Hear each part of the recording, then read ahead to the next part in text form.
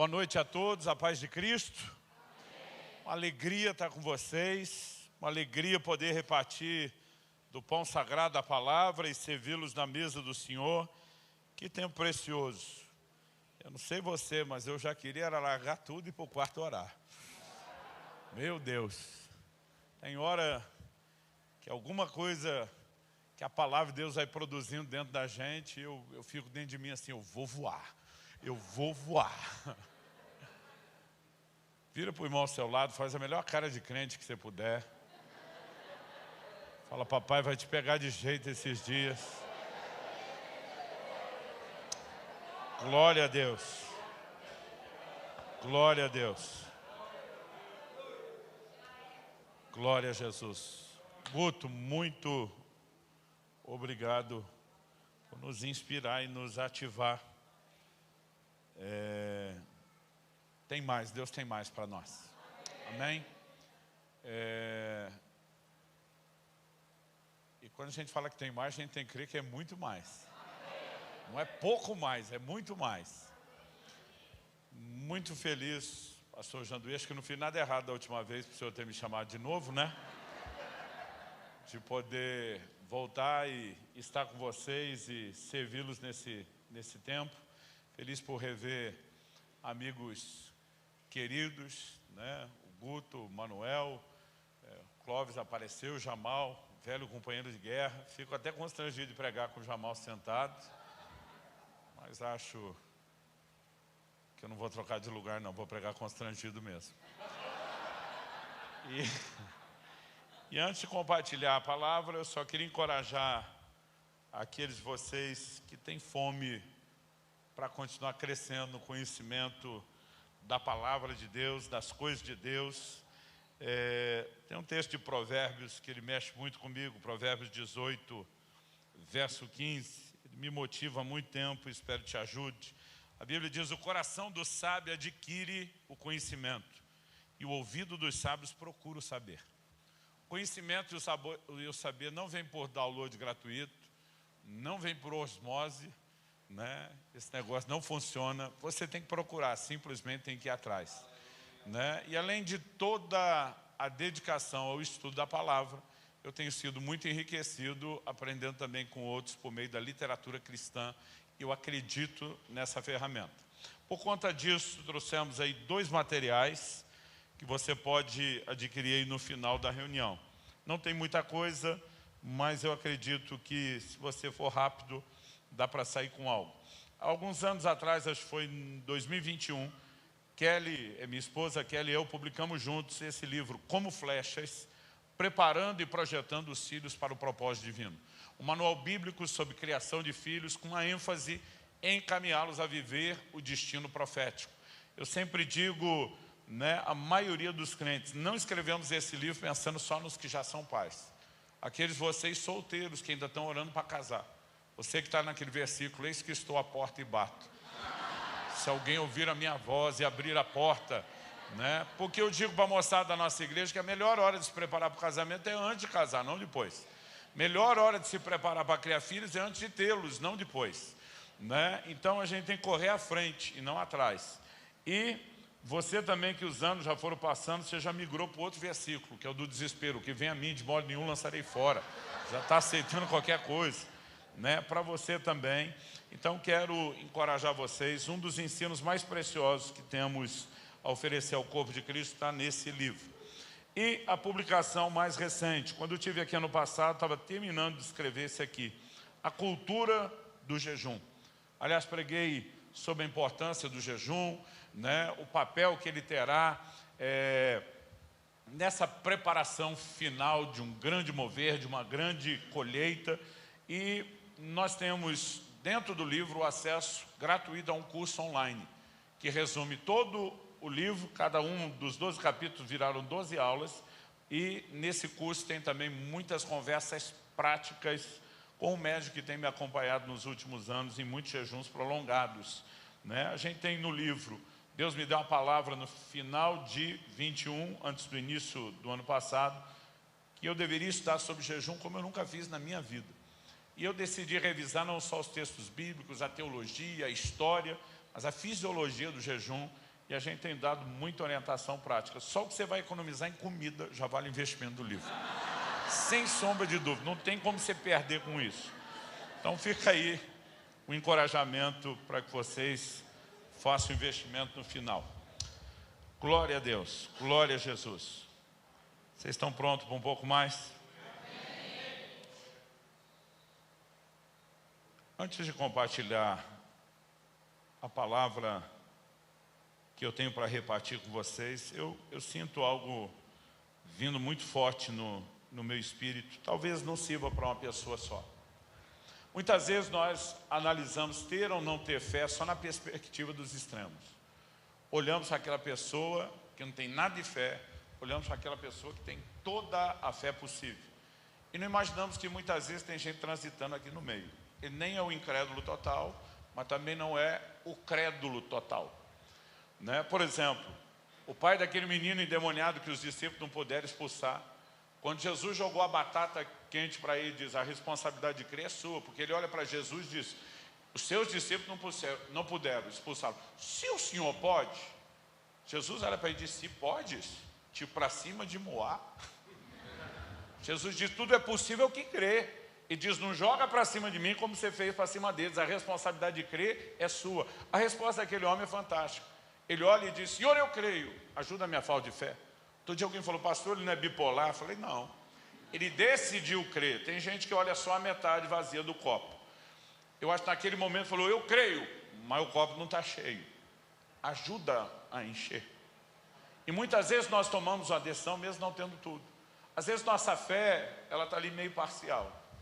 Quando Jesus chega para ressuscitar Lázaro, as duas irmãs fazem dois comentários diferentes. Uma delas diz, se o Senhor estivesse aqui, ele não tinha morrido. É a fé para o passado, poderia ter acontecido. A outra diz, Jesus diz, eu sou a ressurreição e a vida. Eu sei que no último dia, a outra joga lá para o futuro. E muitas vezes nós estamos desse jeito. Ah, se o Senhor passasse antes, teria sido diferente, mas não passou. Quem sabe lá na frente, mas não agora. Jesus está dizendo, se creres, verás a glória de Deus. Alguns de vocês vão ter que ajustar essa sintonia da fé. Parar de crer para o passado poderia ter sido, parar de crer só lá para quem sabe lá na frente e tomar um posicionamento. Nós vamos resolver esse negócio hoje, aqui e agora.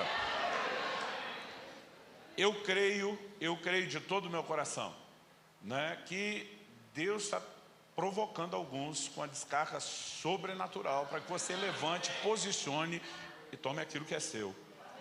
Em nome de Jesus. Amém? Eu acredito que quando falamos a respeito de todo esse processo de rendição, de busca, né, a Deus, o que envolve uma vida de oração. Ano passado eu toquei no assunto do jejum e ultimamente eu estou assim, se Deus não mandar falar outra coisa, eu não consigo fugir de algum escorregão de mexer no assunto, porque oração e jejum são irmãos gêmeos. Mas eu quero chamar a sua atenção para algo que Deus vem trabalhando comigo há muito tempo, que diz respeito a afinar o coração e as motivações que estão ligadas à nossa busca. E eu quero que você abra, por gentileza, a sua Bíblia comigo, no Evangelho de Mateus, no capítulo 4. E nós vamos ler juntos, Mateus capítulo 4. Nós vamos ler juntos a partir do versículo 1 até o 4. O texto sagrado diz assim, a seguir Jesus foi levado pelo Espírito ao deserto para ser tentado pelo diabo. E depois de jejuar 40 dias e 40 noites, teve fome. Então o tentador, aproximando-se, disse a Jesus, se você é o Filho de Deus, mande que essas pedras se transformem em pães.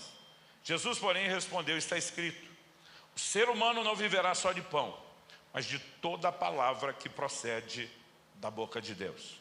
Você pode repetir isso comigo? Diga, o ser humano não viverá só de pão, mas de toda a palavra que procede da boca de Deus.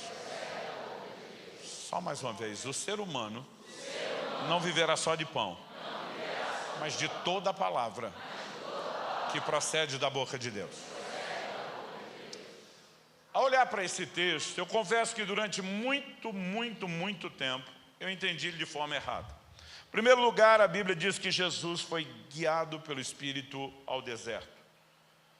E o propósito dessa condução era basicamente o confronto que ele teria com o diabo.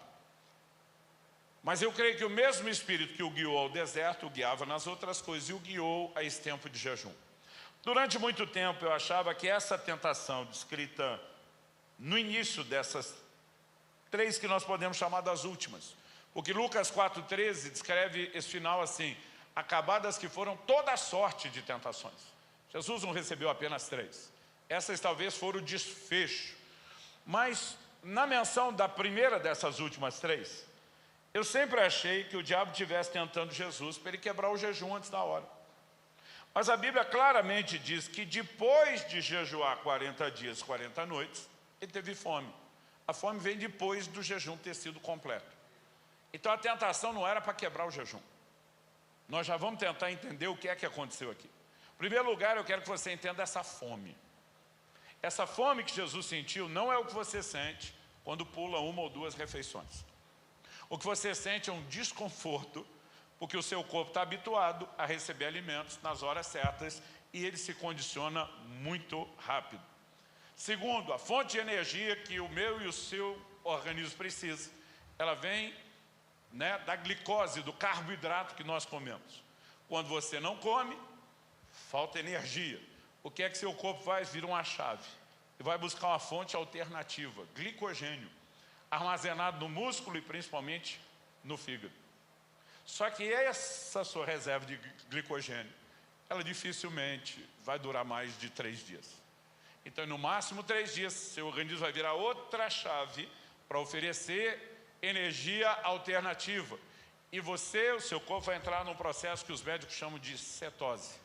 É quando ele começa a queimar as reservas de gordura que estão lá justamente para um momento como esse e transformá-las na energia que você não está recebendo mais da glicose e não tem mais no glicogênio.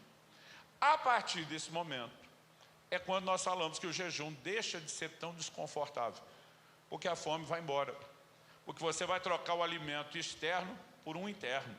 Na verdade, a pessoa que está em jejum, ela está comendo a si mesma. Ela está queimando suas reservas. A vontade de comer leva uns dias a mais para sumir. Eu digo para os outros que jejum difícil é aquele que você não entra na cetose. Eu tenho alguns amigos que falam assim: você tem feito um monte de jejum de 40 dias, você é doido.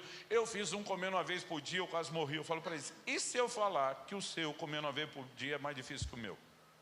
Não, mas eu comia. Eu falei: exatamente, você não entrava em cetose. Você todo dia tinha fome, os caras todo dia. Eu falei: eu não tenho fome.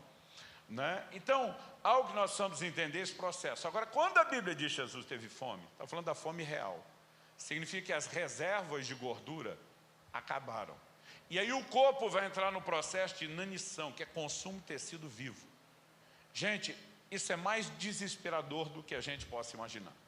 O que particularmente essa informação me faz acreditar que Nosso Senhor era fit, magrinho. Primeiro, é só aplicar a lógica. A dieta do Mediterrâneo até hoje é considerada das mais saudáveis do mundo. Mas naquela época eles não tinham poluição, não tinha comida industrializada, não tinha processado, e andavam, que era uma barbaridade. Então, assim, quando Paulo fala do exercício físico que para pouco aproveita, ele estava falando de ir para o ginásio, que era algo muito maior do que a vida comum do povo que já não era sedentário. Então, nós precisamos entender, quando Pedro sai de Jope para pregar em Cesareia Marítima, a Bíblia diz que ele foi em 2 dias. Gente, são 60 quilômetros. 30 quilômetros por dia andando. Qual foi a última vez que você deu um rolê de 30 quilômetros? Então, aquele povo tinha um nível absurdo de saúde. Por que eu estou dizendo que na minha cabeça Jesus tem que ser muito magro?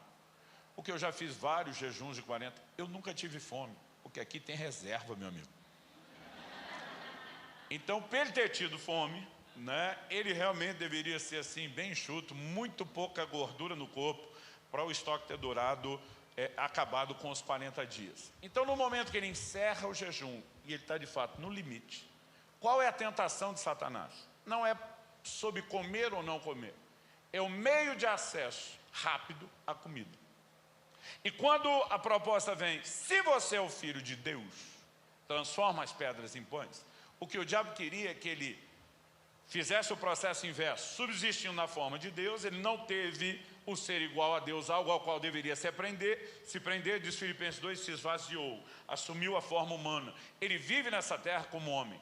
Todos os seus milagres foram operados debaixo da unção do Espírito Santo. Se o que ele fez tivesse sido feito como Deus, nós jamais poderíamos fazer as obras que ele fez, o que dizer maiores. Atos 10, 38 é claro, Deus ungiu a Jesus de Nazaré com o Espírito Santo e poder, o qual andou por toda parte fazendo bem, curando a todos os oprimidos do diabo, porque Deus era com ele. O texto não diz porque ele era Deus, porque Deus era com ele.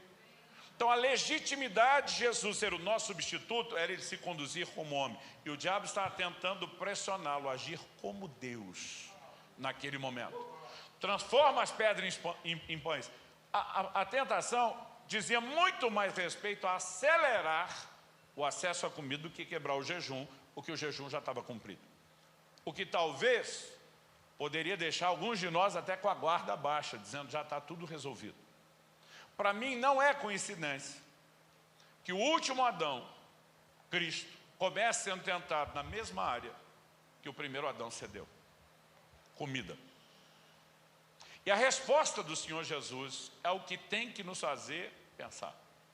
E diz, nem só de pão viverá o homem. Na hora que o diabo diz, transforma a pedra em pão.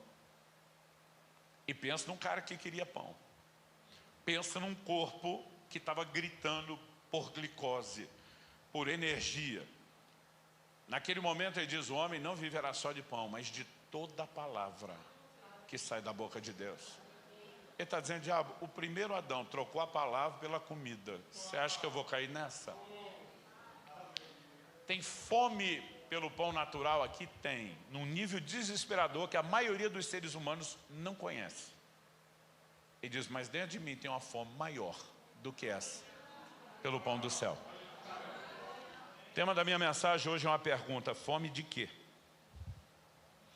Porque algo que eu e você precisamos entender, que a fome, que é um dos mais básicos e primitivos instintos, ela nos guia, ela nos dirige. A maioria das pessoas, e quando digo a maioria, penso numa pirâmide social, né, a grande base, eles levantam com a perspectiva de ganhar o pão do dia, gente, quando falamos do planeta. A maioria das pessoas trabalham por sobrevivência, não é nem para acumular, não é nem para juntar. As pessoas são norteadas pela necessidade de sobrevivência. Mas naquele momento Jesus está dizendo, tem algo muito maior, muito superior. E o que ele me ensina com isso? Em primeiro lugar, ele deixou claro que tem dois tipos de alimento. Tem o pão natural, mas tem o pão celestial, a palavra de Deus. Aliás, tem algo interessante, porque ele está fazendo a analogia com a declaração que Deus deu em Deuteronômio 8 sobre o maná. É esse o texto que está sendo citado, e Deuteronômio 8 vai ser importante aqui na nossa conversa hoje. Mas Jesus não fala só sobre dois tipos de alimento. Ele também, nos seus ensinos, não só aqui, ele vai falar das questões de fome e saciedade, ligadas não só ao alimento natural, mas também ao alimento espiritual. E depois de explorar essas duas coisas, primeiro os dois tipos de alimento, depois fome e saciedade nos dois níveis, é que eu quero finalizar minha volta e ter a conversa que eu quero sobre o jejum. O meu terceiro ponto aqui vai ser o poder da abstinência. E nós precisamos entender como isso vai impactar a nossa vida. Então vamos lá. Em primeiro lugar, sobre os dois tipos de alimento. Jesus não está só tentando dizer, olha, tem alimento natural, tem alimento espiritual. Quando ele fala da distinção dos dois, e aí você começa a somar o ensino de Jesus, a maior parte do tempo, parece que ele queria gerar em nós não só uma consciência de que tem dois tipos de alimento, mas de que um pode concorrer com o outro. Então, por exemplo, Lucas 21, verso 34, eu vou ler na tradução brasileira, diz, guardai-vos para não suceder que os vossos corações fiquem pesados, com excesso no comer, no beber e com os cuidados dessa vida. Ele está mandando vigiarmos, guardarmos, para que o coração não fique pesado, sobrecarregado com excessos da comida natural, que de alguma forma vai nos atrapalhar no plano espiritual. Em Lucas, no capítulo 8, no verso 14, explicando a parábola do semeador, Ele diz, a parte que caiu entre espinhos, esses são os que ouviram. E no decorrer dos dias foram sufocados com as preocupações, as riquezas e os prazeres dessa vida. E os seus frutos não chegam a amadurecer. Gente, honestamente. Quando falamos de preocupação, vou voltar no exemplo que eu dei. A maioria das pessoas levanta para trabalhar pelo pão, pela sobrevivência. Não dá para falar de preocupações na vida da maioria das pessoas e não colocar o elemento comida. Aqueles que venceram o nível das preocupações e estão agora ganhando mais do que o que precisam para comer, eles já entraram na segunda dimensão, riquezas. Mas a terceira, todo mundo, o pobre e o rico, vão desfrutar. É o que a Bíblia fala dos prazeres da vida. E entre eles, a comida sempre está lá. Desde os primórdios da humanidade, não tem festa que não seja regada a comida, bebida e música. E nós precisamos entender que em pelo menos duas diretamente e uma indiretamente dessas menções do que Jesus falou, que tem o poder de sufocar a palavra, gente. O pão celeste. Os espinhos que crescem, eles sufocam a ação da palavra. Duas delas estão diretamente relacionadas, não com a comida em si, mas com a forma como nós nos relacionamos com ela. O que me chama também a atenção nas declarações de Jesus é quando em João, no capítulo 4, cansado da viagem, ele para em Sicar, uma aldeia dos samaritanos, junto ao poço de Jacó. E ele começa a conversar com a mulher, enquanto os discípulos foram à cidade fazer o quê? Comprar comida. Era a hora do pit stop, descansar, o senhor está cansado, ele precisa de descanso para o corpo, mas eles precisam refazer as energias, e eles foram atrás de comida. Ali o Senhor encontra aquela mulher e começa a ministrá-la. Quando os discípulos chegam, eles interrompem Jesus. João 4, de 31 a 34, diz assim, enquanto isso os discípulos pediam a Jesus, dizendo, mestre, coma. Mas ele lhes disse, tenho para comer uma comida que vocês não conhecem. Então os discípulos começaram a dizer entre si, será que alguém lhe trouxe algo para comer? Jesus declarou, a minha comida consiste em fazer a vontade daquele que me enviou e realizar a sua obra. Gente, quando ele chega e fala, mestre, coma, sabe o que eles estão falando? Em outras palavras, nas entrelinhas, precisa perder tempo com essa mulher, que o senhor tem coisa mais importante para fazer. Coma. Isso vem primeiro. Jesus olha para eles e diz, eu tenho outra comida. Eles não conseguem entender a analogia de Jesus. Será que alguém trouxe algo antes da gente? Jesus diz, a minha comida, e aqui eu e você precisamos entender algo, é fazer a vontade daquele que me enviou. A maior parte do tempo nós achamos que alimentos espirituais só ler a Bíblia, só escutar mensagens e ensinos. Você diz, não, minha fé foi alimentada. Não dá para negar que isso é parte do processo. Mas quando Jesus fala de fazer a vontade, de andar na palavra, é alimento tanto quanto ouvir. Mas algumas vezes a gente acha que só de ouvir e não andar, está tudo resolvido e estamos alimentados. Tá não, filho. Nós precisamos compreender que Jesus também está dizendo, a minha comida, não só para falar do alimento, mas a minha necessidade, a minha valorização por aquilo que Deus tem, é maior do que isso que vocês estão oferecendo. É por isso que nós precisamos questionar a fome do que está guiando ou dirigindo a nossa vida. Porque se eu e você entendemos que existem dois tipos de alimento, nós precisamos entender, não apenas, não estou negando que o alimento natural não seja algo de Deus. 1 Coríntios 6,13, Paulo diz, Deus fez o estômago com os alimentos, alimento com o estômago, criação casada. Né? Nós sabemos, Paulo diz que um dia Deus vai destruir tanto um como o outro, até que esse dia chegue que nós estamos aproveitando, não é verdade? Então, eu quero te mostrar que a comida não é nem apresentada necessariamente como algo ruim na Bíblia, mas como algo bom, como sinal de bênção.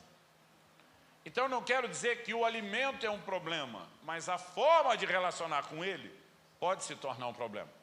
Assim como o dinheiro não é um problema. Um dia um irmão falou para mim na igreja, pois é, pastor, já dizia a Sagrada Escritura, o dinheiro é a raiz de todos os males. Eu falei, a Bíblia nunca disse isso. Ele disse, eu não disse, disse, não disse, nós ficamos lá, não disse, não disse. Eu falei, onde é que está? Me mostra.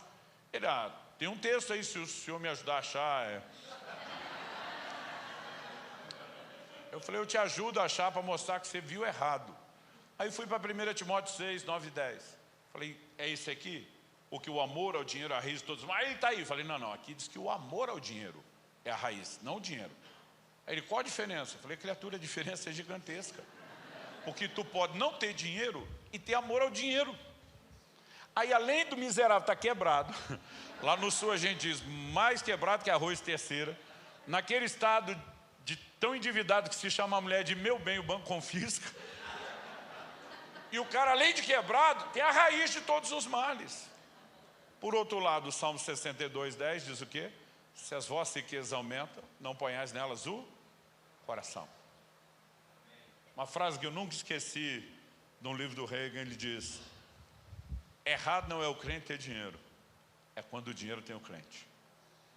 Os antigos definiam a avareza assim, eles diziam, o avarento não possui as coisas, são as coisas que o possuem. O dinheiro em si não é necessariamente algo ruim, mas a relação errada com ele pode ser muito delicada. E nós precisamos entender que há um paralelo quando falamos a questão da comida. Eu quero chamar a sua atenção para isso, porque, repito, a necessidade de cuidado não faz do alimento algo necessariamente ruim. Deuteronômio 8:10, quando Deus está falando sobre o momento em que eles entrassem na terra prometida, Ele diz, vocês comerão e se fartarão e louvarão o nome do Senhor seu Deus. Ele está dizendo, não só vocês vão ter comida boa, abundante, farta, mas ainda vão dar glória. Eu não sei você, tem comida que eu não consigo agradecer só antes, eu agradeço depois de comer também, porque é bom demais. Neemias, capítulo 8, verso 10, que a gente cita, a alegria do Senhor na nossa força, vai ver o contexto. Ele diz, comei carnes gordas, picanha, bebei bebidas doces, enviai porções aos que nada têm preparado para si. Ele diz, porque esse é dia de alegria. Aí eles declaram, e a alegria do Senhor é a nossa força. Eles iam se regozijar comendo, gente. Pensa no culto bom. Agora, o que eu e você precisamos entender é que Jesus não define só 2 tipos de alimento. Eu já termino de montar as peças do quebra-cabeça. Mas ele fala de fome e saciedade, relacionado não só com o alimento natural, mas também com o espiritual. Por exemplo, em Mateus 5:6, nosso Senhor diz, bem-aventurados os que têm fome e sede de justiça, porque serão saciados. Ele fala de fome e de sede, mas não pelo alimento natural, mas ele fala também de ser saciado. Em João, capítulo 6, verso 35, ele diz, eu sou o pão da vida. Quem vem a mim jamais terá fome, quem crê em mim jamais terá sede. Ele está falando de saciedade no plano espiritual. Salmo 42:2, a minha alma tem sede de Deus, do Deus vivo. Quando irei, me apresentarei diante da face de Deus. Mas ainda que a gente considere que, já que a fome é, como eu disse antes, um dos mais básicos instintos humanos, é aplicado de forma alegórica muitas vezes para expressar um profundo anseio, né, ou necessidade por outras coisas. Vamos tentar olhar de uma forma mais abrangente as declarações que Jesus fez sobre o assunto. No Sermão do Monte, Lucas, capítulo 6, verso 21, mostra que Jesus diz, bem-aventurados são vocês que agora têm fome, porque serão saciados. Eu sempre pensava que Jesus estava falando de fome natural. Quer dizer, você faminto, que está com necessidade, você vai conhecer a provisão de Deus, Ele vai suprir você. Mas se é isso que Jesus está falando, o que Ele fala na sequência vai parecer bem contraditório. 4 versículos depois, Lucas 6:25. Ai de vocês que agora estão fartos, porque vocês vão passar fome. Então vamos fazer a montagem. Bem-aventurados vocês que estão com fome, porque vocês serão saciados. Deus interviu, o cara tirou ele daqui, ele veio para cá, está saciado. Agora Jesus diz, ai de vocês. Bem-aventurado é se deu bem, mas ai de vocês é deu ruim, é juízo. Ai de vocês estão fartos, porque tem fome. Aí o cara sai daqui e volta para ter fome. Mas quando ele volta para ter fome, bem-aventurado, aleluia, vocês serão fartos. E quando ele entra na fartura, ai de vocês, ele vai ficar num loop a vida inteira. A pergunta é, Jesus está falando de coisas naturais? Eu não creio. A segunda multiplicação de pães, antes de multiplicar, Jesus disse, tenho compaixão dessa multidão, porque estão há 3 dias sem comer. E mesmo sem comida, ninguém arredava o pé. Sabe por quê? Ele está dizendo, nós estamos mais interessados no que o Senhor está entregando do que na comida. Ele olha para esse povo e diz, bem-aventurado vocês têm fome do quê? Das coisas espirituais. Vocês serão saciados. Mas quando ele diz, ai de vocês estão fartos, do que ele está falando? Vamos tentar explicar isso por meio de uma parábola que a maioria das famílias vivenciou isso. Quando eu era criança, e a gente tentava pedir para a mamãe para comer alguma coisa antes do almoço, havia a possibilidade dela soltar os 4 cavaleiros do Apocalipse, de iniciar a grande última guerra mundial. Porque, gente, pensa num negócio para tirar a mamãe do sério. Era quando a gente queria comer o que ela chamava das bugigangas, das porcarias. E ela dizia, de jeito nenhum que vocês vão comer essas coisas, porque a hora que o almoço estiver pronto, que é a comida saudável que vocês precisam, vocês não vão mais ter apetite. Você viveu isso na sua casa? Jesus está dizendo, ai de vocês que se encheram de algo antes do almoço ser oferecido. Ele não está falando de algo natural. Ele diz, vocês vão ter fome. Há um nível de juízo aqui. A pergunta é, o que pode estar trazendo uma falsa sensação de saciedade que nos impede de ter a verdadeira saciedade? Não dá para ignorar isso olhando o ensino de Jesus. Porque a fartura natural pode contribuir com indiferença espiritual. Me ouça com atenção, eu não estou falando contra a provisão abundante de Deus. Estou falando da forma errada de relacionar com aquilo que Deus disponibiliza. Então me ouça agora, por gentileza, sem resistência. Em Deuteronômio 8:10 nós citamos, Deus diz, vocês comerão, se fartarão, louvarão o nome do Senhor seu Deus. No 11, o versículo seguinte, a continuação, e eu vou citar muito Deuteronômio 8 aqui, do 11 ao 14, Deus diz assim, tenham o cuidado de não se esquecer do Senhor seu Deus, deixando de cumprir os seus mandamentos, seus juízos, seus estatutos que hoje lhes ordeno. Não aconteça que depois de terem comido, estarem fartos, aquilo que eu mesmo dei para vocês e que vocês iam me louvar. Depois de terem comido e estarem fartos, depois de haverem edificado boas casas e morado nelas, depois de se multiplicar o seu gado e os seus rebanhos, aumentar a sua prata e o seu ouro, e ser abundante tudo que vocês têm, se eleve o seu coração, e vocês se esqueçam do Senhor seu Deus, que os tirou da terra do Egito, da casa da servidão. Deus está dizendo, as bênçãos que eu vou derramar, podem roubar vocês de mim. Isso não significa que eu não queira dar, isso não significa que eu não vá disponibilizá-las, mas eu não posso deixar de adverti-los. Já desse um irmão da nossa igreja falou assim para mim, pastor, bendita aquela época de uma igreja sem globalização.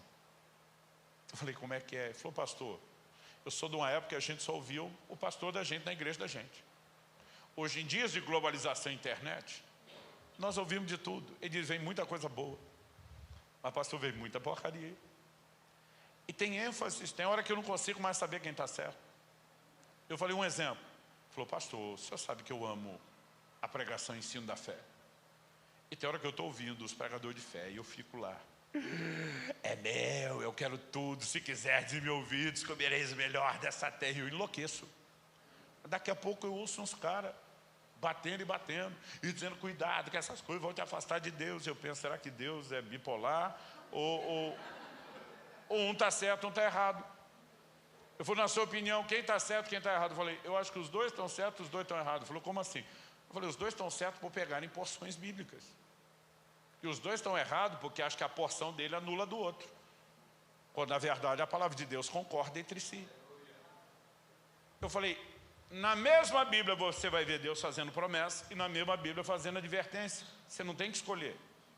As promessas são nossas. A Bíblia diz, tantas quantas forem as promessas de Deus. Nele está o sim, por meio dele o amém. Ele não mudou de ideia, ele não voltou atrás em nada. E ele prometeu porque quis, não foi a gente que convenceu. Então, isso está tudo de pé. Não é para você abrir mão. Ele, aleluia, glória a Deus. Eu falei, mas as advertências também estão de pé. Josué dá um chacoalhão na sua geração e diz, tudo quanto Deus falou por meio de Moisés, seu servo, vai se cumprir. Diz, para o bem ou para o mal. A palavra de Deus é toda ela verdadeira, na hora da promessa, na hora da advertência, com juízo e os resultados. Não é uma ou outra. Mas muitas vezes nós começamos a ter uma ênfase.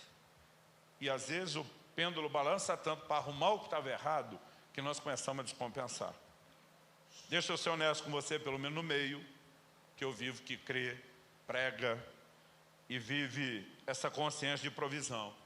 Eu nunca vi nenhum colega, e não estou jogando pedra nos outros, nem eu, nunca tinha gastado tempo para falar disso. Falando sobre Marcos, capítulo 10. Se você puder, me acompanhe. Um jovem procura Jesus, e ele demonstra uma preocupação com a sua vida espiritual, salvação. Ele pergunta para Jesus, no verso 17, o que eu posso fazer para herdar a vida eterna? Jesus responde, a partir do 18, guarda os mandamentos. No 20 ele diz, eu tenho guardado isso tudo desde a minha juventude. Aí no 21 a Bíblia diz assim, e Jesus olhando para ele com amor. Outras traduções diz que Jesus olhou para ele e o amou. Preste atenção nisso. O texto não está dizendo Jesus o trollou. Jesus o amou, que é o melhor dele. Então já vamos com esse filtro. Jesus disse, só uma coisa falta a você. Venda tudo que tem, dê o dinheiro aos pobres, e você terá um tesouro no céu. Depois vem e siga-me. O que é que acontece?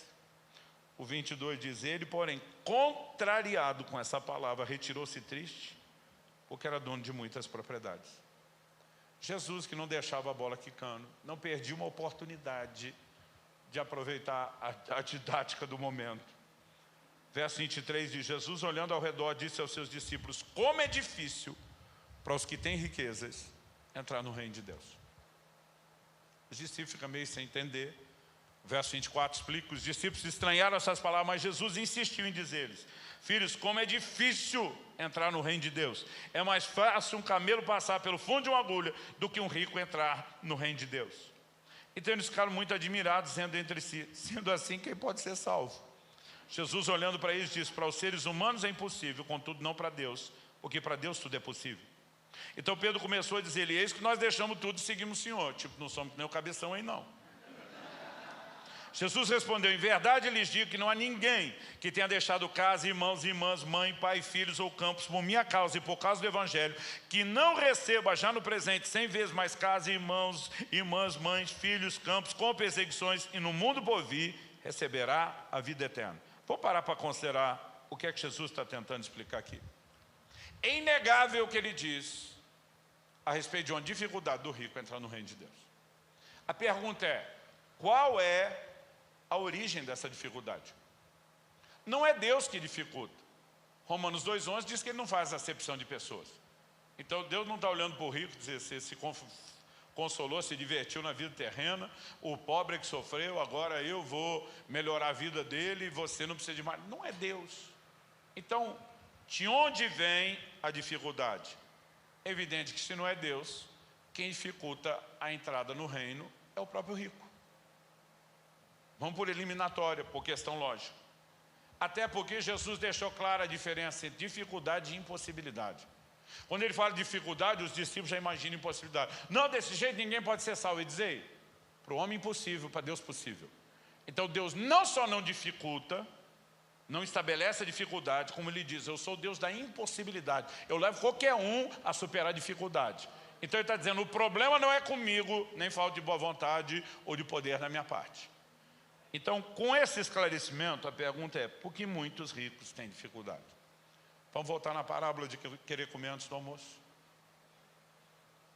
Porque eles se empanturraram e encheram tanto a sua alma com tantas coisas, a ponto de perder o interesse por aquilo que traria a verdadeira saciedade. Em Lucas 12:19, Jesus falando daquela parábola do rico insensato, que diz assim, então direi a minha alma, você tem depósitos, bens para muitos anos, come, bebe, regala. Direi a minha alma. O que o rico está enchendo, satisfazendo? Sua alma. Aqui eu e você começamos a entender qual é a conversa final. Por que Jesus diz, em verdade vos digo que ninguém aqui tenha deixado tudo, que não receba já no presente mais coisas, com perseguições do mundo por vir a vida eterna. Jesus está falando de uma salvação que é merecimento? Se você pagou o preço da renúncia, você se garantiu? Não, isso seria contraditório à nossa doutrina. Jesus nunca falou de merecimento. O que Jesus está falando aqui é de um esvaziamento que permite um novo preenchimento. Desprendimento, não merecimento. Porque o esvaziamento do desprendimento é o que nos permite ficar pronto e conectado para receber aquilo que Deus tem. Quem está acompanhando? Não estou aqui para tentar tirar a sua fé nas bênçãos que Deus tem para você. Mas nós precisamos ajustar um termostato interior nosso. Nós precisamos regular algumas coisas, porque a Bíblia diz que Noé plantou uma vinha, e colher o seu fruto. Quando você só lê isso, não parece muita coisa. Mas para os povos antigos do Oriente, mesmo antes de ser definido a história do povo hebreu, era comum que na época de colheita eles celebravam as suas divindades. Quem conhecia e temia a Deus como Noé, obviamente celebrava a Deus. Os outros pagãos celebravam seus ídolos. O negócio era tão forte culturalmente falando, que Deus estabeleceu a festa de Pentecoste, as leis da colheita, como iriam celebrá-lo. Então pressupõe-se pela lei cultural da época, plantou, colheu, vai ter celebração à divindade. Impossível não deduzir que Noé não estava grato a Deus. Mas na hora de festar diante do Deus que o abençoou, a Bíblia diz que Noé se embriagou. O que ele tinha plantado? Uma vinha. O que ele se embriagou? O fruto da bênção que o próprio Deus havia lhe dado. Há 15 anos atrás, quando Deus começou a falar comigo sobre essa questão de colocar num lugar diferente de tudo, eu lembro do dia que Ele me disse: muitos de vocês têm se embriagado com as minhas bênçãos. Alguns se embriagaram com bênçãos materiais, outros com realizações profissionais, e diz outros de vocês com conquistas ministeriais, inclusive você, Ele me falou. Eu não sabia para onde correr. Porque muitas vezes nós podemos nos empolgar mais do que deveria. Isso não faz da bênção algo errado, porque Deus não faz nada errado. Mas isso faz da nossa relação com aquilo algo que tem que ser questionado. Quem está entendendo? E por que precisamos alinhar o coração? Para não ser privado daquilo. Então tem crente orando: não, Deus, nem me dê isso para eu não pecar. Não, Deus não quer não te dar para não pecar. Ele quer mudar você, para você usufruir o que Ele tem, sem pecar e aproveitando o que tem de melhor. Mas nós também não podemos imaginar que porque isso é bom, que não venha mesclar de alguns riscos se nós não amadurecemos no processo. Dito isso, eu vou para onde eu quero. Qual é o poder da abstinência? Deuteronômio 8, que é justamente o texto que Jesus cita na resposta a Satanás, quando lemos Mateus capítulo 4. Capítulo 8, Deuteronômio, versos 2 e 3. Advertência: lembre-se de todo o caminho pelo qual o Senhor seu Deus os guiou no deserto, durante esses 40 anos, para humilhar vocês, para pôr vocês à prova, para saber o que estava no coração de vocês, se guardariam ou não seus mandamentos. Ele humilhou vocês, preste atenção na palavra humilhou. Ele os deixou passar fome, preste atenção no passar fome.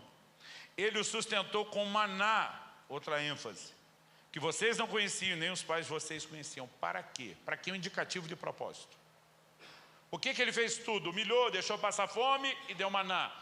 Para que vocês compreendessem que o ser humano não viverá só de pão, mas de tudo que procede da boca de Deus. Para que vocês compreendessem, Deus está dizendo: eu tenho um recurso didático que tem um poder que vocês não têm noção. Que para gerar em vocês a compreensão de que o homem não vive só do pão natural, mas do celestial, alguns processos funcionam como elemento didático. E antes de falar do maná, que é o grande ponto aqui, o texto está dizendo que Deus humilhou e fez passar fome. Agora, pegando a ideia de humilhar e passar fome, Levítico 16 nos mostra que no dia da expiação, chamado Yom Kippur, uma vez ao ano, Deus disse assim: vocês vão afligir a alma. E quem não afligir a alma será eliminado do povo. O que era afligir a alma? Não era algo sentimental. Porque como é que você vai avaliar se alguém afligiu ou não? No livro de Jeremias e depois no de Atos, nós vemos que esse dia é chamado de o dia do jejum. Porque afligir a alma era sinônimo de jejum. Davi diz: eu humilhava a minha alma com jejum, Salmo 35, 5. Curioso é que o jejum está ligado não só com humilhação, mas com fome. E é o contexto do que Jesus está vivendo na hora que ele vai buscar exatamente esse texto. Eu e você precisamos entender que há um paralelo para nós hoje. Jejuar não deveria ser feito com a mentalidade errada que muitos têm feito. A igreja, de uma forma geral, foi perdendo a cultura do jejum. Um reduto forte que manteve foi o meio pentecostal. Mas nesse meio, nós começamos a ver as pessoas jejuando por mérito.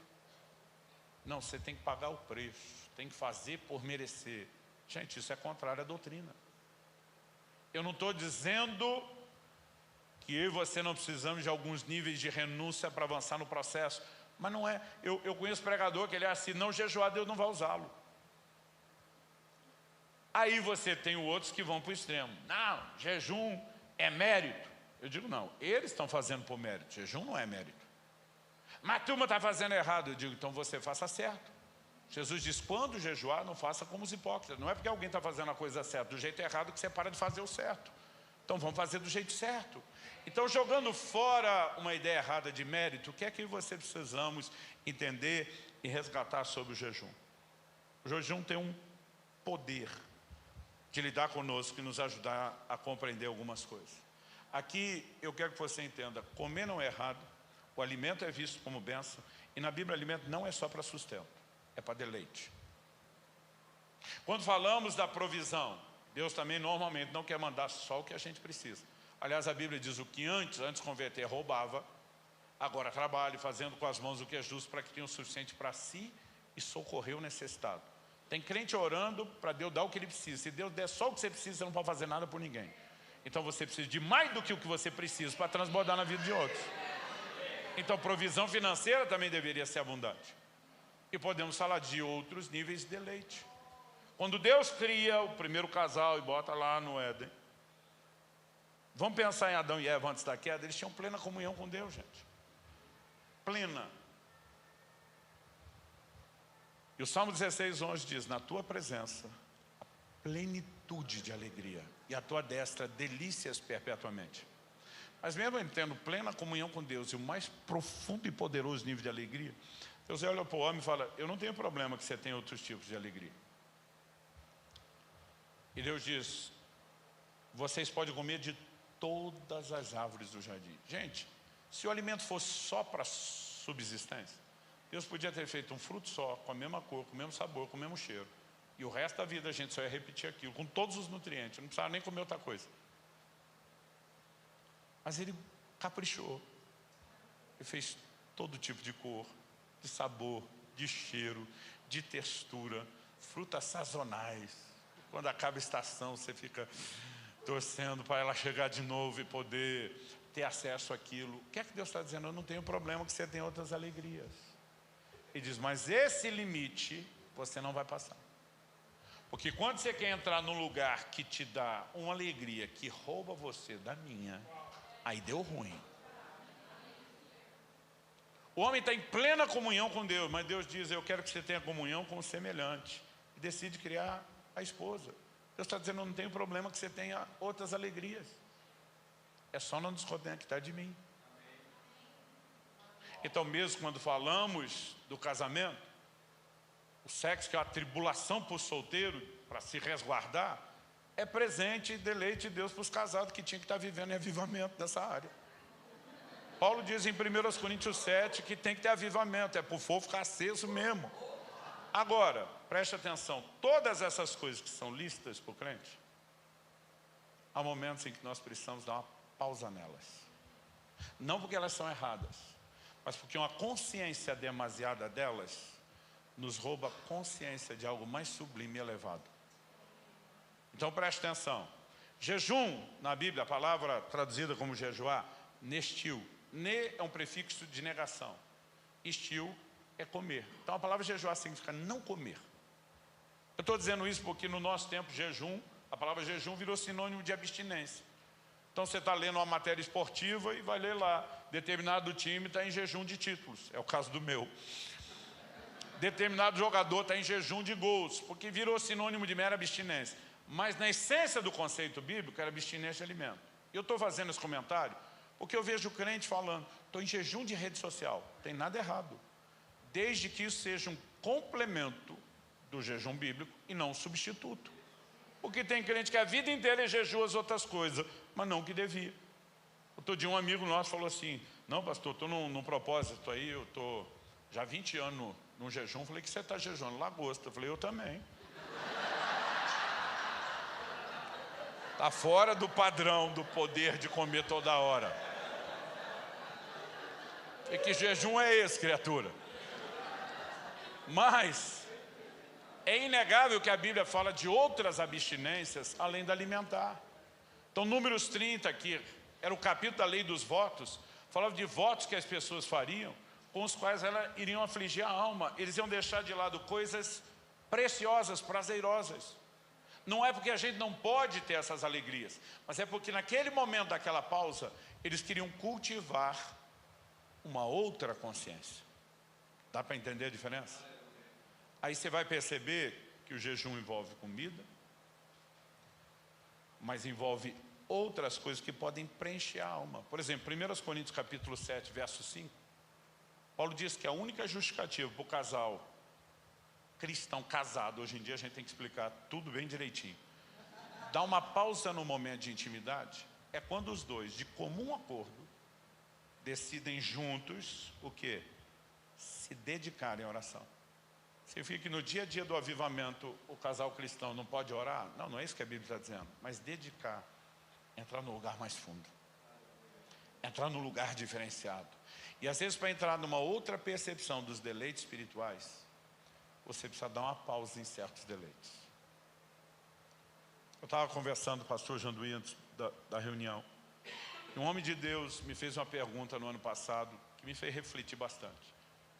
A minha opinião dos gigantes espirituais dessa nação, um homem que me inspira muito. Ele falou assim para mim: Subirá, você talvez seja a pessoa que eu conheço que mais jejua. Então me permite fazer algumas perguntas? Eu falei sim. Ele falou: o seu ritmo, a sua intensidade está assim impressionando a gente. O que é que tem te atraído tanto a esse lugar do jejum?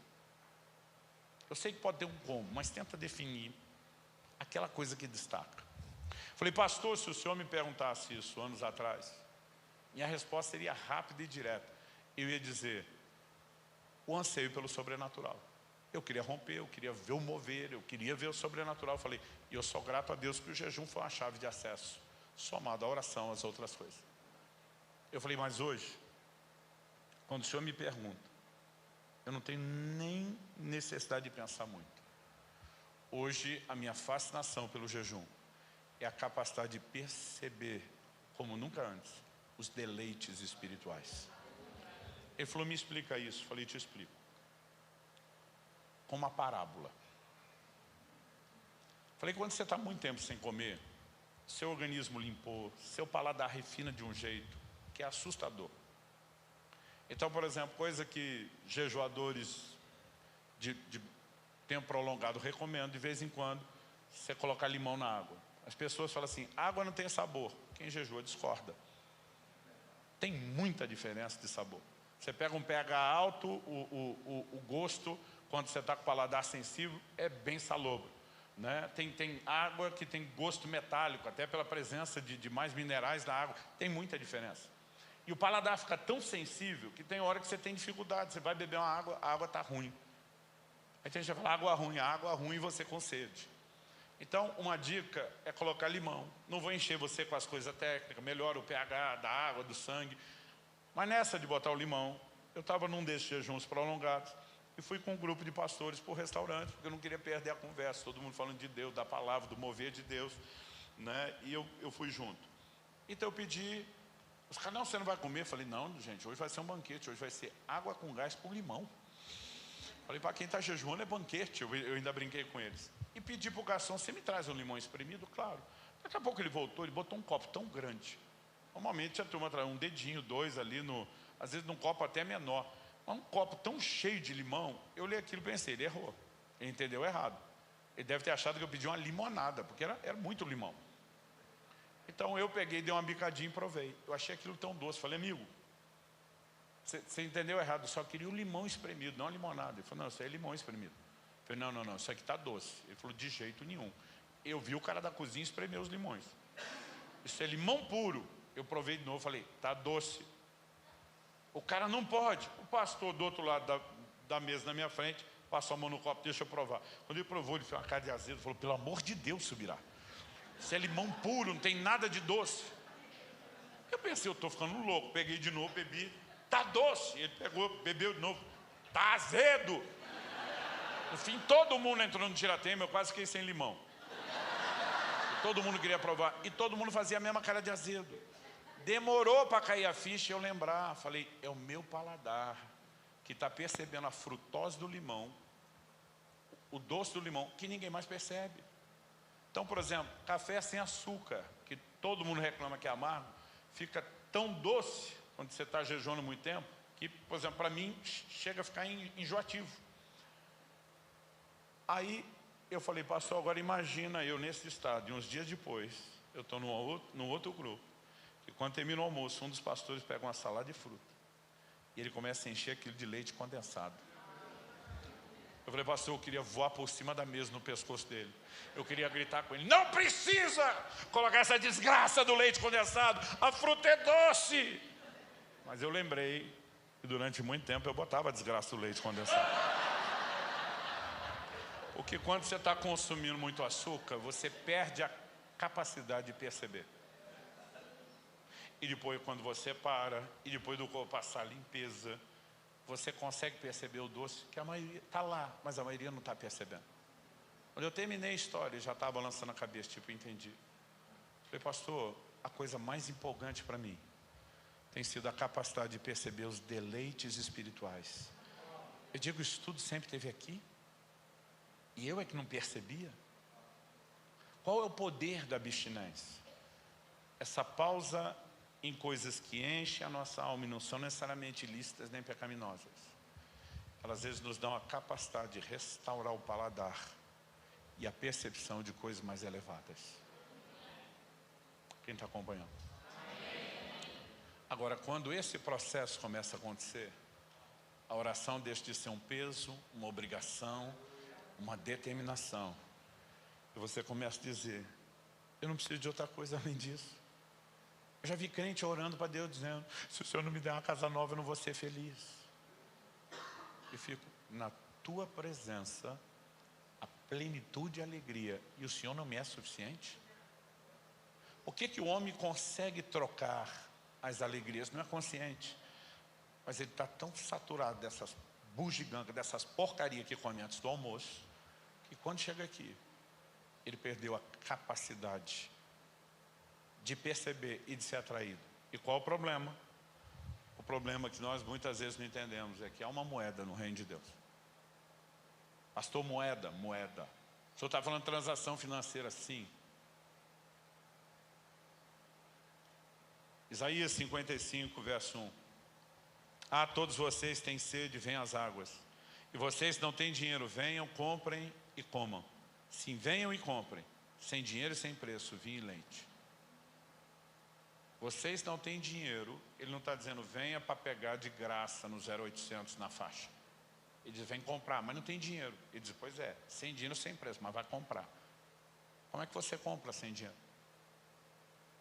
Na carta à igreja de Laodiceia, o Senhor diz, vocês se acham grandes coisas? Vou dizer, qual é o rótulo que eu estou dando para você? Miserável, pobre. Depois de chamar de miserável e pobre, ele diz, mas aconselho que de mim compre ouro refinado pelo fogo, vestes brancas para que te vista, colírio para encher os seus olhos. Mas se é pobre e miserável, compra com o quê? Não é com dinheiro, a moeda é outra. Qual é a moeda? Quem tem sede, vem e beba. Quem tem fome, vem buscar alimento. A moeda no reino, um tempo atrás eu chamava de fome, hoje eu diria, é o interesse. É por isso que você vai ver Jesus dizendo para os apóstolos no sentido de pregar o evangelho. Não deem pérolas aos porcos. Não tem interesse, não vai ter acesso.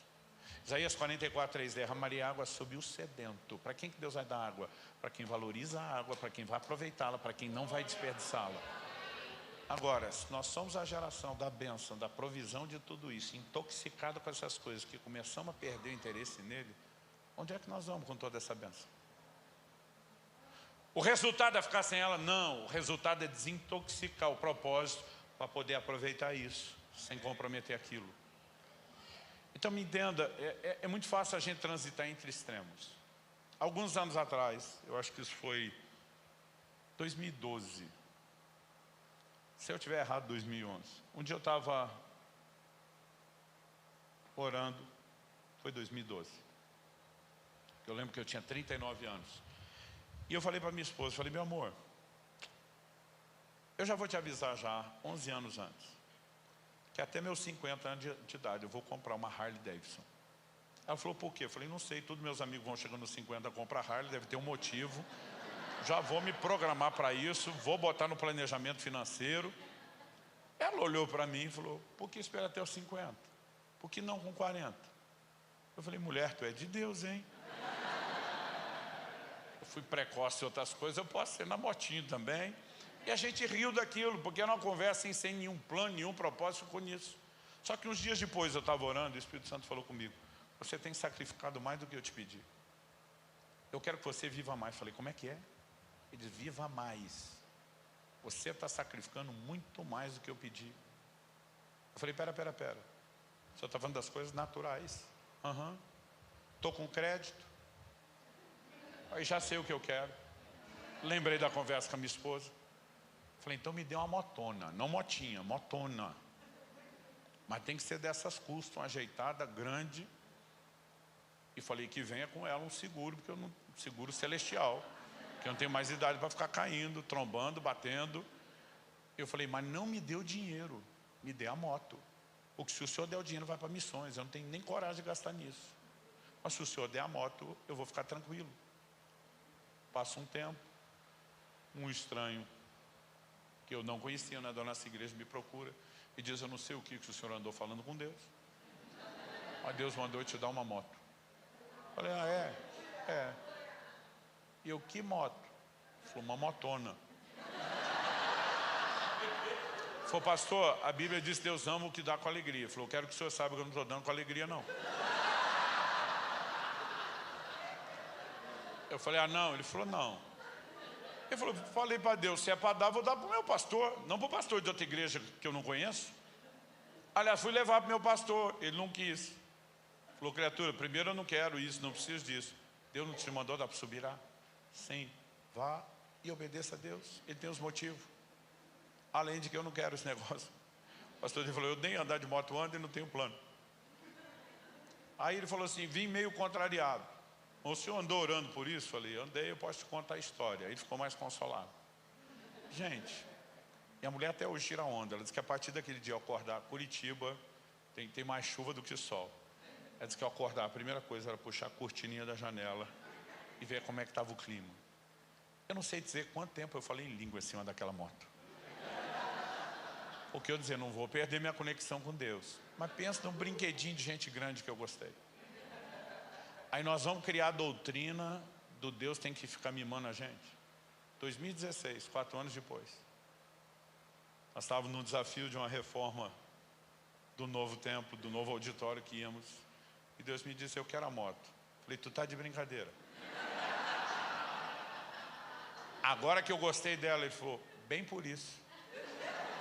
Já está gostando mais do que devia. Se eu contar só a primeira parte, tem aquele grupo só da Benha que diz é só isso. Se eu conto só a segunda parte, você está vendo? Não é uma coisa ou outra. É tanto uma quanto outra e depende da estação e a fase. Quem está entendendo? Agora, quando eu e você começamos a entrar nesse lugar em Deus, é inexplicável, gente, o que o jejum faz. Ele muda um chip na cabeça da gente. As coisas materiais perdem absurda, inexplicavelmente seu valor. E sabe o que é curioso? Deus continua dando. Aliás, vou te dizer mais. Eu tenho recebido mais depois que eu pedi interesse do que antes, quando eu queria. Um dia eu falei para Deus, o senhor é do contra. E quando eu queria, não vinha. Agora que eu não quero, mas é justamente ele está dizendo, você não vai se perder com essas bobagens. Nós estamos falando de maturidade. Então a minha pergunta a você é fome de quê? Deus impôs sobre a nação de Israel. Eu vou humilhar. Eu vou dar didática para vocês. Funcionou? Para a maioria não. Números capítulo 11, de 4 a 6, diz assim, e o populacho estava no meio deles, veio a ter grande desejo das comidas dos egípcios. Também os filhos de Israel começaram a chorar outra vez, dizendo, quem nos dará carne para comer? Lembramos dos peixes que comíamos de graça no Egito. Que saudade dos pepinos, dos melões, dos alhos silvestres, das cebolas, dos alhos, mas agora nossa alma está seca. Outra tradução diz, definha, e não vemos nada a não ser esse maná. Por que Deus humilhou e deixou ter fome? Para eles valorizarem o maná. Entender que não é só daquilo que o homem vive, mas desse outro plano. Agora, o texto diz que eles olham e eles estão enfastiados de maná, querendo voltar para aquilo. Então a abstinência não funciona quando imposta. É por isso que não adianta impor. Outro dia alguém falou, pastor, quais são as regras do jejum? Eu falei, a regra é que não tem regra. Jesus não definiu a periodicidade, não definiu o tipo do jejum, não definiu, duração. Por quê? Quanto mais espontâneo isso é, melhor. Então no Velho Testamento, ninguém era obrigado a fazer voto, mas quando Deus regulamentou os votos, Ele está dizendo, eu espero que vocês façam. Mas vai fazer quando quiser, se quiser, do jeito que quiser. Mas eu espero que vocês façam. Porque nesse momento que nós começamos a dar essas pausas e vamos desintoxicando a nossa alma, a capacidade de percebê-lo em níveis diferenciados começa a surgir. Quem está entendendo? Eu creio que nós seremos atraídos por Deus a um tempo e a um lugar de realmente entrar nesse profundo interesse de quem Ele é e do que Ele tem. Durante muito tempo eu estava um texto de Amós 8:11, fora do contexto. Eis que vem dias, diz o Senhor, em que enviarei fome sobre a terra. Não fome de pão, nem sede de água, mas de ouvir as palavras do Senhor. E eu dizer, gente, Deus vai trazer fome por Ele. Não é isso que o texto está falando. Se você olhar o contexto, os versículos anteriores do 4 a 7, você vai ver que os israelitas foram julgados porque eles haviam se fartado do pecado. Agora, lembra do que Jesus falou? Aí de vocês estão fartos, que vão ter fome. Tem hora que a fome vem como juízo, não mais como meio de acesso. O verso seguinte, o 12, depois de dizer que Deus envia fome, não fome de pão nem de sede, mas de ouvir as palavras, Deus diz assim, andarão de mar a mar, do norte ao oriente, correrão por toda parte procurando a palavra do Senhor, mas não acharão. Deus vai dizer, agora é tarde, agora é fome, a fome vem só como juízo.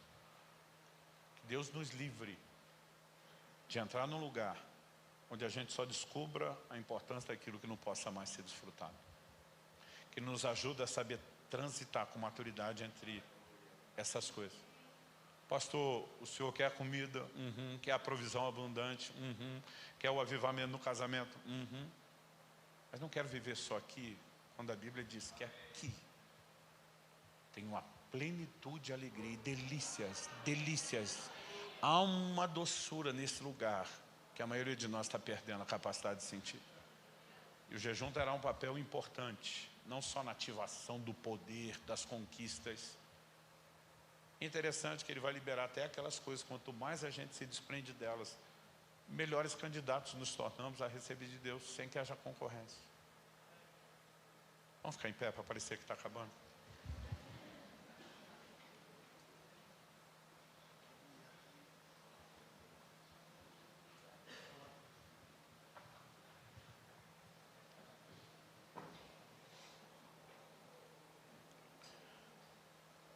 Não me entenda mal.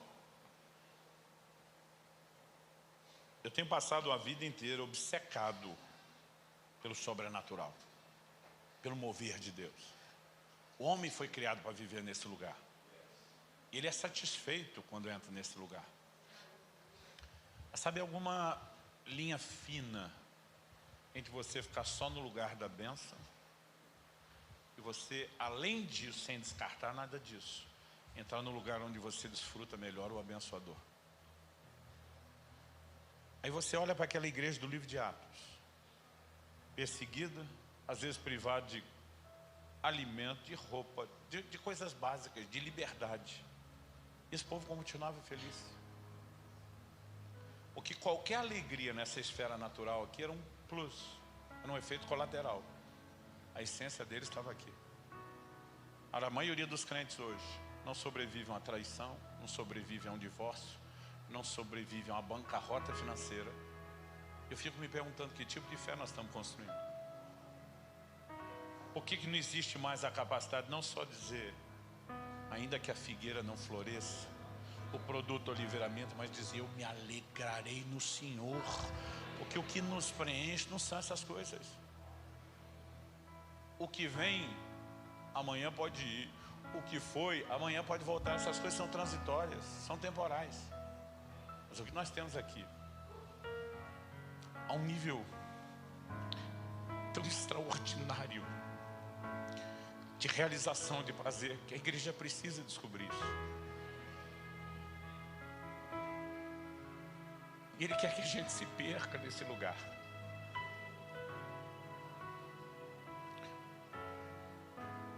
Onde Ele vai se tornando tão atraente, tão fascinante, que as outras coisas perdem o valor. Completei 50 anos de idade, em dezembro do ano passado. E sim, eu me dei a Harley, um dia antes.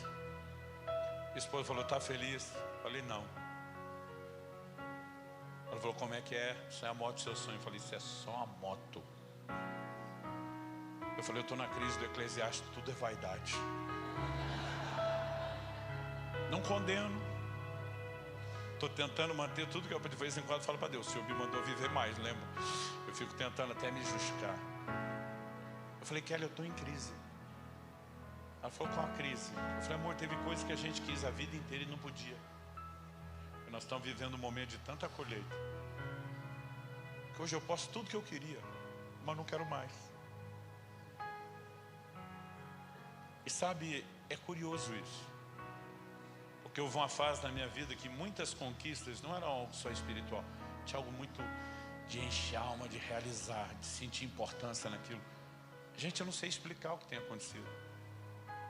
Eu estou me lixando, eu não preciso de realização nenhuma. Eu tenho tudo aqui. E de repente você olha e diz, beleza, essa é a hora que quando o dinheiro e a provisão vem, ele vira servo e não senhor na sua vida. A Bíblia fala de gente escravas dos prazeres. Era o estado que nós estávamos.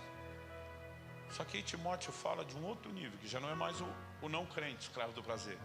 Ele fala de gente que tem se tornado mais amigos dos prazeres do que amigos de Deus. Para ele dizer amigo de Deus, ele não está mais falando do ímpio, gente. O ímpio tem inimizade com Deus. Ele nos amou quando éramos seus inimigos. Agora é gente que já saiu da escravidão dos prazeres, conheceu a Deus em intimidade, falou, isso é bem legal, mas com o tempo ele diz, apesar de não ser escravo, ainda gosto mais disso do que daquilo. Está mais amigo de cá do que de lá. E nós estamos esperando um avivamento se manifestar. O nosso coração ainda está muito dividido. Deus quer integralidade de nós. Tem uma hora que você entra nesse lugar, uma semana e pouco atrás. Eu chamei o rapaz do nosso ministério que trabalha gravando e editando nossos vídeos. Começamos uma série nova no YouTube chamada Fundamentos Doutrinários. Eu tenho material gravado quase até o fim do ano, mas eu estava adiantando, falei, bora, vamos pregar fogo. Aí ele senta na minha frente e falei, só deixa eu ajustar um negocinho aqui. E eu fiquei ali, eu achei que eram uns 15 minutos, talvez 20. Olhei para ele e falei, pronto, vamos gravar. Ele deu um sorrisinho diferente, falei, o que foi? Ele, não, nada. Rapaz muito educado, gentil. Eu falei, o que foi? Não, nada, pastor, desculpa. Eu falei, o que foi? Ele falou, você viu que horas são? Olhei no relógio, 5 horas. Ele chegou para gravar às 2. Aquele pedido meu, espera um pouquinho, foi antes das 2h30. Mais de 2h30 se passaram. Eu não sei te explicar o que aconteceu. Parecia aqueles filmes dos Transformers. Um carro, o negócio começou a abrir. E Deus me trouxe uma revelação da palavra. Eu dizia, não. Eu não fiquei 2h30 nisso aqui. Ele falou, sim, e eu aqui sentado te olhando. Para mim foi 2h30. Eu falei, para mim foi 15 minutos. E de repente você começa a dizer, cara, que prazer é esse? Que você perde a noção do resto. Eu li a Bíblia a vida inteira, mas o que eu venho sentindo dela ultimamente está bem mais doce. Eu preciso te encorajar. Eu não quero te oprimir, eu preciso te encorajar. Virão dias de rompimento. A igreja vai transicionar não só para um lugar de mais expressão de poder, de provisão, de milagres, mas gente,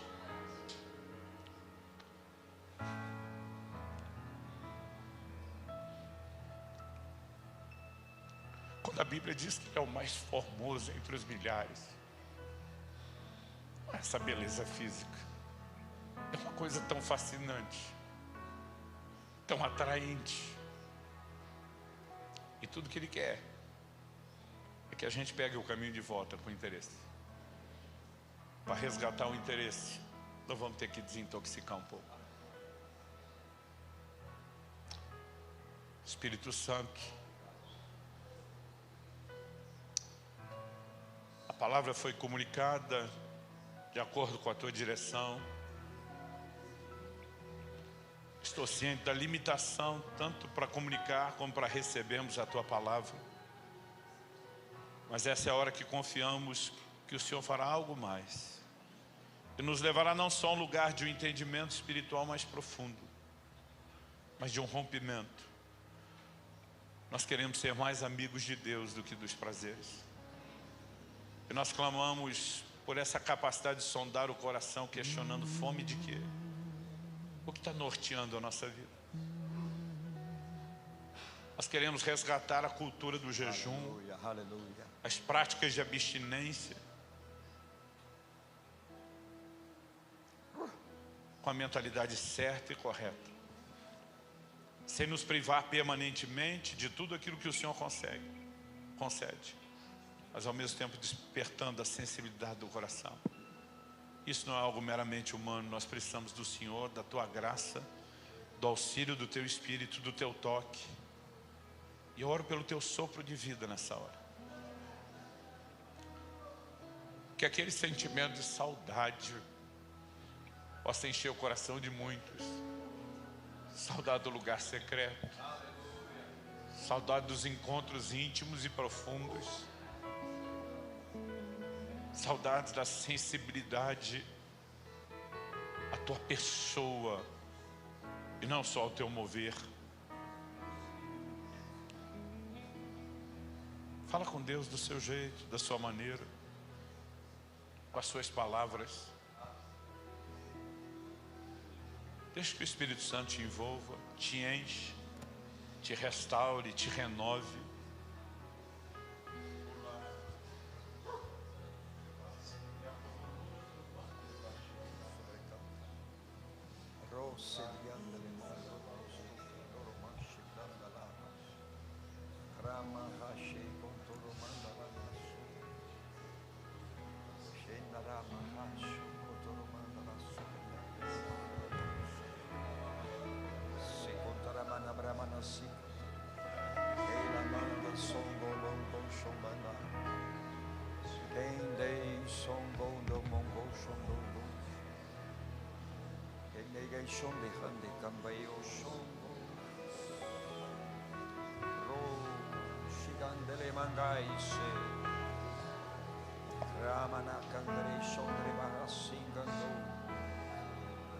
Sendere cambroste, cantere mombroste, che nango scengo do sombro, ro vendere senganos.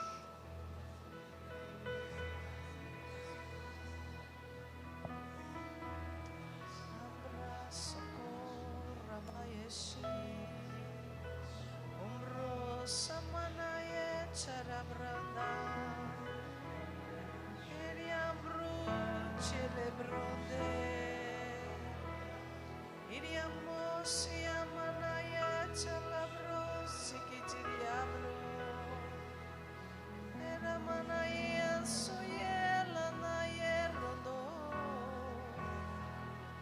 iembro sikiembra naye sulanaye, runje monoyandaya. Anjoye meana suyela maye, alamanaye shandalaye,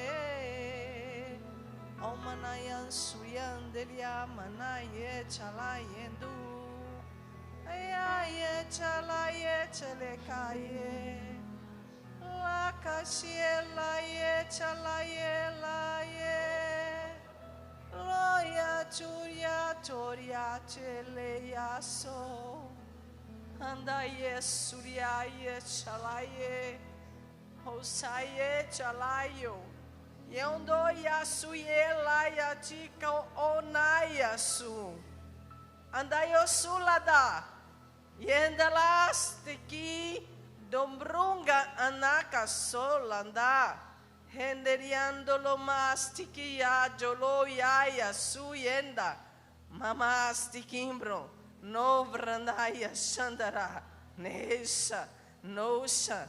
Nianda. Nosulanda. Nesta cachula. Juya nosunala. Neshantayo nuya su. Achula kato. Jimanaya cholendika. Anasto tulumaya cholandasto. Losomanaya. Losombanaya chilandaya surikata.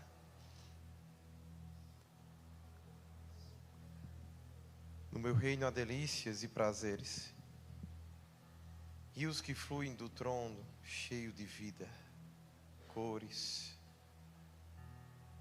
A sede e a fome são saciadas do que há de melhor. Por isso, na minha palavra está escrito que, se quiserdes e me ouvirdes, comerás o melhor dessa terra. Sim. O melhor está além do pão, do vinho, das danças, das músicas. O melhor está no amor, na paz que excede o entendimento, dos frutos da justiça e do amor pela justiça. O melhor está no calor de um abraço, nas mãos que se estendem de um amigo, na provisão abundante da minha palavra. O melhor está na marcha do exército, que não tem armas nas mãos, mas harpas e instrumentos que louvam e adoram, cuja dança e alegria verdadeiramente se tornam força. O melhor do meu trono está disponível à minha igreja. Uma vida de excelência no Espírito, onde ouvir a minha voz é mais importante do que qualquer outra voz. Onde seguir as minhas direções trarão resultados que nenhum homem poderiam te guiar.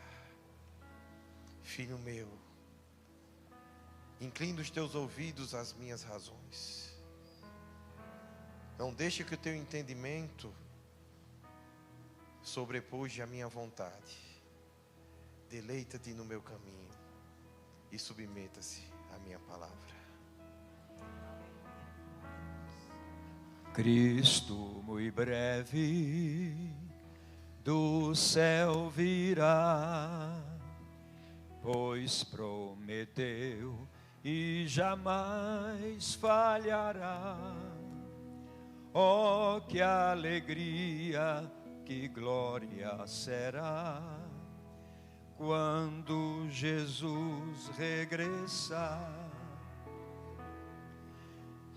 Cristo não tarda a voltar. Cristo não tarda a voltar. Oh, que alegria, que glória será quando Jesus regressar. Você pode levantar suas mãos. Cristo não tarda a voltar. Cristo não tarda a voltar. Oh, que alegria, que glória será quando Jesus regressar. Diga: Deus é bom em todo tempo.